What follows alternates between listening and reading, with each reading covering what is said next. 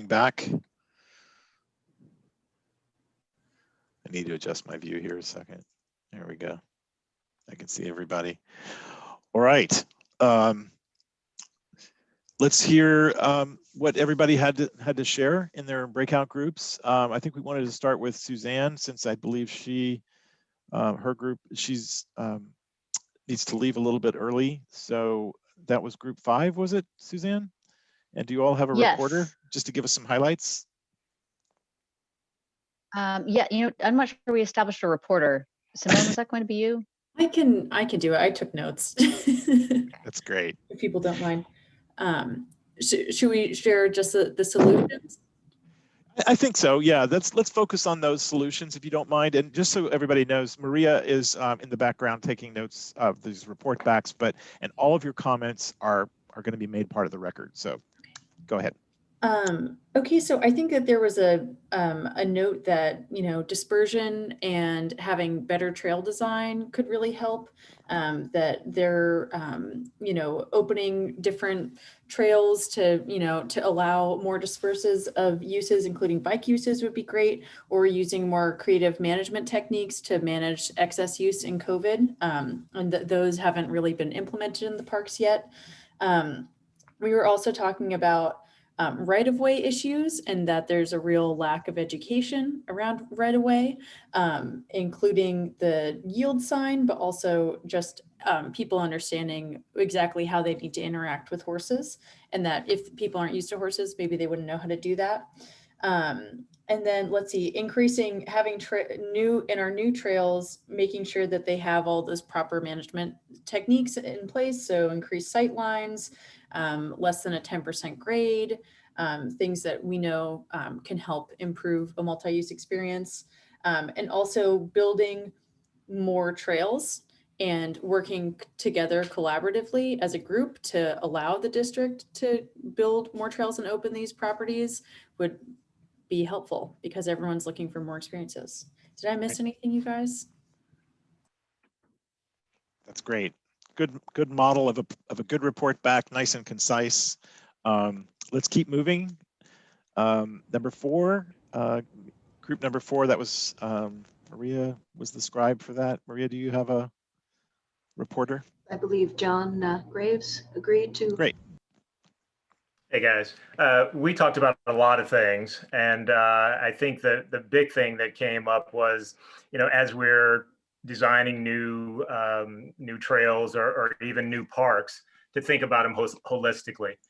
You know, historically, a lot of the parks were built with not a whole lot in mind. You know, people were walking, people were maybe doing some equestrian. There was a comment about how the bikes are the new kids on the block. So can they be built more holistically, thinking about all of the different trail users? We talked about, you know, there being space, you know, and is there a way to, if there is a park that has multi-use trails, is there a way to, you know, sort of design it so that there are trails for horses specifically, trails for the bikes? And then, of course, we'd be hoping that folks would follow the rules and not get on the wrong trails and that sort of thing. But that's another thing. But if we could at least space it out and have folks knowing which trails were open to them, maybe that would help to reduce some conflicts. Anybody else in our group want to chime in? I think those were the big things. If we could have separate trails or think holistically about the new trail design or new park design. Yeah. This is Bonnie. I'll just add to also talk about maybe in the interim having a best of list on the East Bay Parks website. So just because a trail is open to horses doesn't mean it's the best place to go with your horse. So maybe just have some shorter list, especially for people that are new to getting outdoors, and have the same thing for, you know, bikes and etc. Great. Good. Thanks. All right, group 3. That was Sean's group, or Sean was the recorder. Yeah. I did, and we didn't talk about who would report, so maybe I'll just go quickly and ask if anyone has anything to add. But it sounds like what folks are looking for is a safe, peaceful, and stress-free experience. What equestrians would like. And Bonnie, what you were just describing, we have a bike loop brochure maybe it's a horse loop, maybe it's a horse trail brochure that needs to be released. But what can we do? So some of the issues, casual users that aren't familiar with the issues or trail etiquette, there's a lot of self-enforcement going on. There's bad apples and untrained folks that just don't get it, that are making it worse for folks. Bike use is increasing, but that engagement and that type of experience is seen as a different experience than, say, one that someone riding a horse would have. It's a little faster, it's a little more focused on what you're doing and how you're moving rather than stopping and kind of looking around. Bikes cover a lot more area. So what could we do to improve it? So what I heard was signs, improving. If there's horses on this trail, that make the signs got to say there's horses on this trail, and some informational signs that kind of speak to what you should do in that situation. And the same with bikes. Better locks on gates, so there isn't as much trespassing, and a little bit more maybe. Sounds like buttoning up our fencing a little bit to keep people where they should be. Trail design standards for different users, more trails, separate trails for bikes. Hikers and equestrians seem to be fine sharing. That's the consensus in my group, but separate trails for bikes is recommended. Designate sections, maybe instead of trails, there's another idea to designate sections of land within parks where there's certain activities allowed, rather than having all this web that's complicated to enforce and manage. Maybe mitigation fees and or permit fees for certain uses within parks to help with the increased level of maintenance that may be needed with new trails and certain types of trails. And can some parks be entirely bike free? ? That's all I got. Great. Anybody from group 3 want to add to that? Thanks, Lou. Yeah. Excellent summary, Sean. Thank you. Awesome. Okay, and group 2. Not sure, whose group was that? Yeah, Lou, that was mine. And Helen wanted to report back. I was just going to share my screen so she could see the notes. Okay.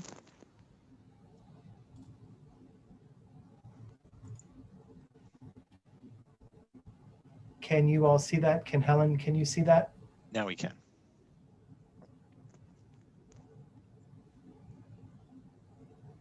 Helen, you're muted if you're trying to speak.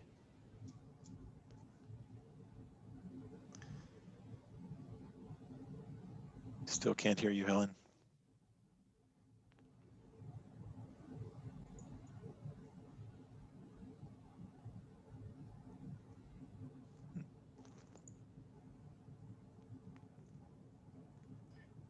I'm sorry, I just realized I was muted. There you go. Okay, in our group, there was I think a slight disagreement in terms of whether, these measures you could take on the trail, like controlling flow, bulb outs, alternate days, that kind of thing. I think in general, people felt that having separate trails for bikes would be a solution, because there is some feeling that bicycles and equestrians and hikers on the same trail, there was kind of a basic incompatibility. And there was some disagreement about whether we should just focus on what goes on in the new parks, planning trails for the new parks, versus looking at and dealing with the current situation of trail conflicts on existing trails. And I think my own personal opinion is that we need to look at both of those things. Let's see. And then there was some thought that we need, before we plan for future land bank, trails in the land banked areas, we need to look at and discuss and have some thoughts about how to handle the current set of trail conflicts and so forth. And let's see, I think that's probably about it. If anybody else in the group wants to add to that, feel free.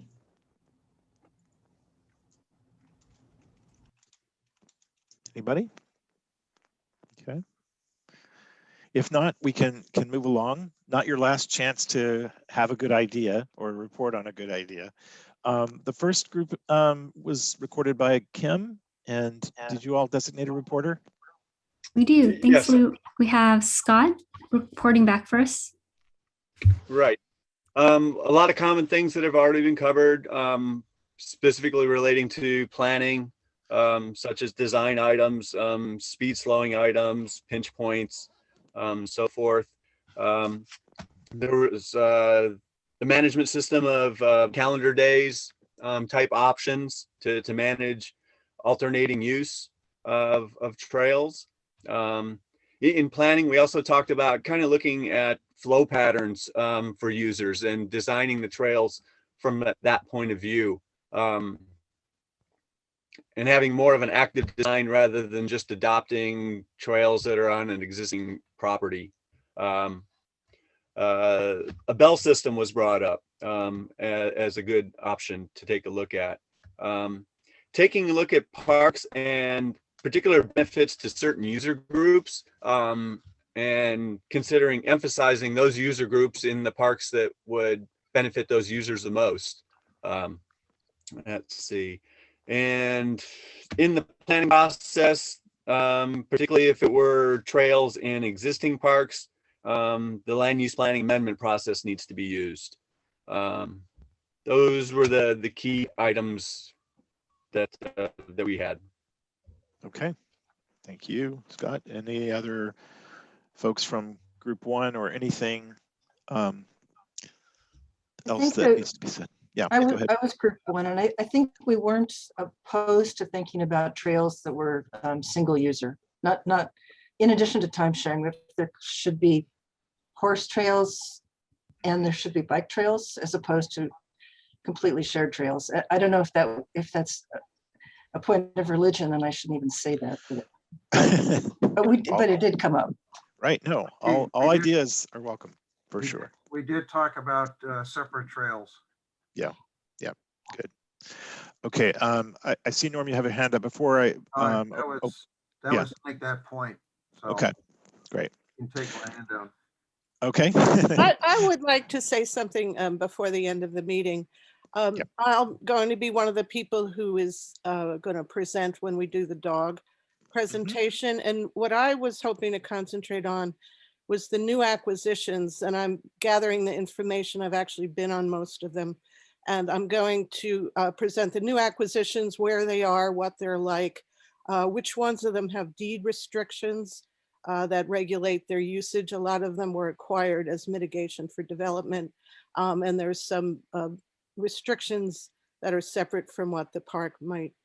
And so whatever month we're going to do that, I thought it was August, I'm going to just present with maps the new acquisitions in case everyone is interested.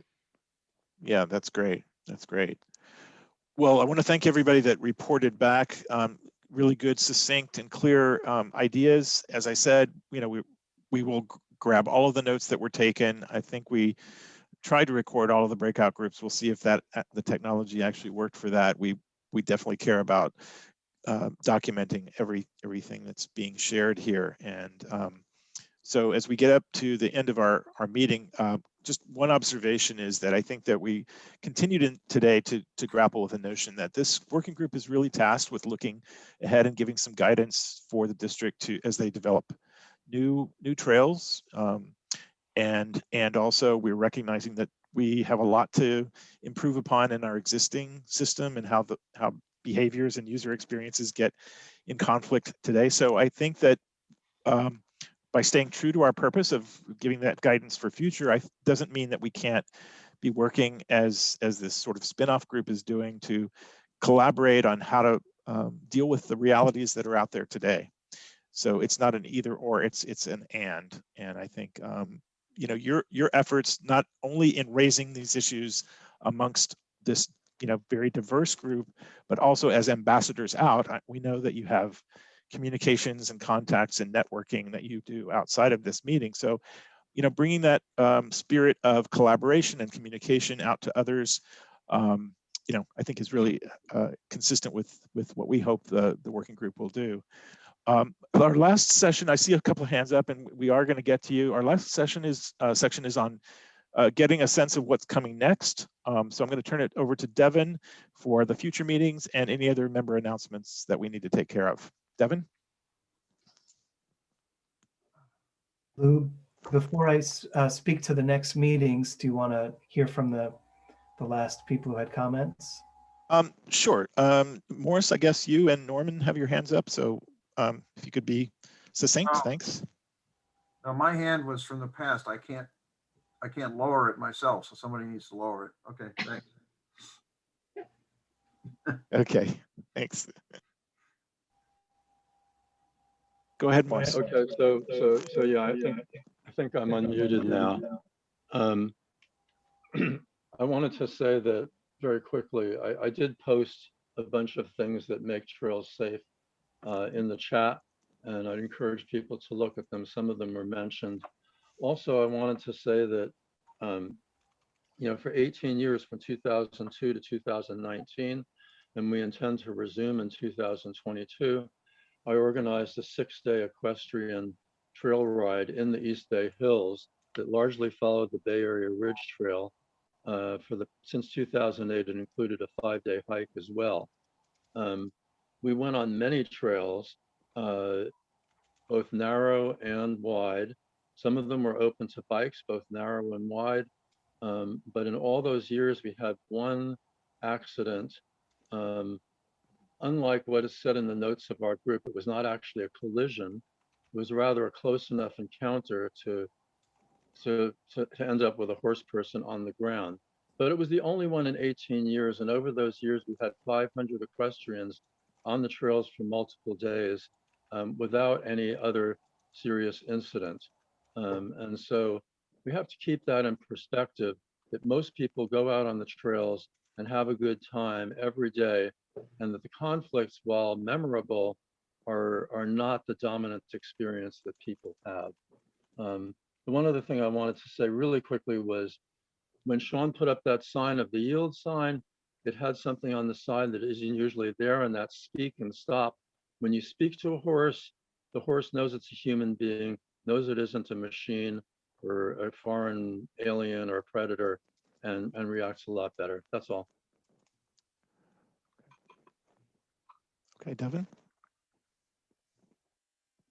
Okay, thank you, Morris, for that. And so Simone has her hand up too, just so you can see that. Oh, okay. Simone, why don't you go first? Oh, sorry, it's just a message at the end. Fun Okay. event. All right. Let me let people know about the upcoming meetings. So we've had these robust discussions, very in depth, with trail users, but we have other trail user groups that we haven't heard from. And we have sort of committed to ending our work together in September. So what we'd like to propose is a 4th meeting, basically meet once a month, starting in June, July, August, and September. And we'd like to hear presentations from the conservationist groups that we have. We'd like to hear from the cultural affinity groups and the youth members of our collective here. We want to hear from the dog owners, and we want to hear from the disabled community. So what I'd like to propose is that June 10th be a meeting with presentations separately from conservationists and cultural affinity groups and youth. That July 15th potentially would be presentations from the disabled community and dog owners.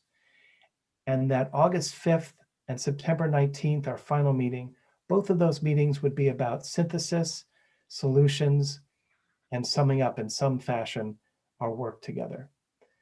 So I'll put that in the chat, and I'll be reaching out separately to each of those groups. If people have problems with those dates, please let me know separately.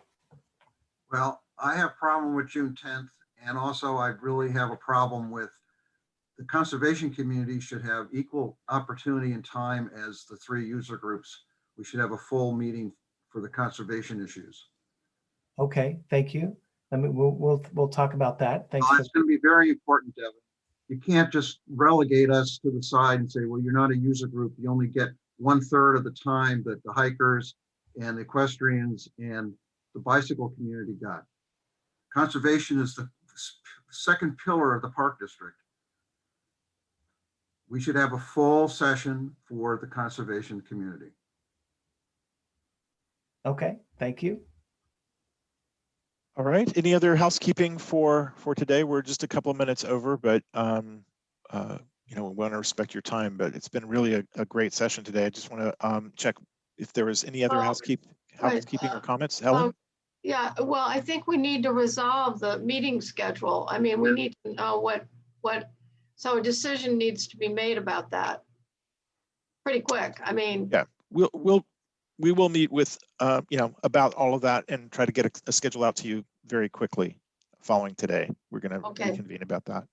Yeah, seems like overall though, it seems like there's general consensus that we'd like to give time to these other issues and meet June, July, August, and September. And you know, we're not going to be able to meet everybody's schedule. Probably, it's really hard with a group this size. So that's one of the reasons why we make the recordings available. We, you know, try to get the agenda out soon, you know, early. So if you're not able to make the meeting, you can at least give us your thoughts ahead of time. So yeah, just leaving from my perspective, I think leaving here, I appreciated what I think Amelia shared about the three-pronged approach of education, engineering, and enforcement as maybe some way of thinking about our strategies and recommendations coming forward. You know, we know that we're going to probably want to recommend some ideas around all three things. You know, how to design the trails effectively, how to improve and ensure good education and awareness, and then also enforcement, obviously the last leg, and hopefully not the necessary, but also an important part of making sure that the trail design and use parameters are enforced and everybody feels safe and comfortable to the greatest extent. I can't figure out how my little hand works, so here's my hand. Hi, Marie, I see you, and the 3 E's are from Adela. Thank you, Adela. All right, Marie, go ahead. Okay, so I just wanted to let everybody know that California State Horsemen's Association is currently working on a trail etiquette packet that they are going to be presenting at the Horse Expo, I believe in June. I'm not sure the exact date. So I will be providing input to that, some of the information that we have simulated from this meeting. And we would be more than willing to share whatever we came up with you guys. So, and looking at it from a horseman's perspective, of course, respecting other trail users' input too. So just so you know. Great, very good. Well, that is part of our agenda is member announcements. So real quickly, anything else from anyone about what's going on with your groups or networks that you'd like everybody to know about? Yeah, I mean, how are we going to resolve this issue about the equal time for the conservation community? Well, I believe, you know, staff is going to come together and work out the schedule and be in communication about that. We'll take that under advisement, Norman, for sure. Well, if it's June 10th for the conservation community, it has to be a different date because I'm not available that day. Okay. I think you'd want to hear from the Sierra Club. Yeah, of course. We'll work with you. Okay, I know folks are starting to chime out. Thank you all very much for participating. We'll see you next time. Okay. Thanks, everyone. Thanks for your time. Thank you. Thank you, everybody. Hey, Sean, did you get my email? Okay, thank you. Thanks, everybody.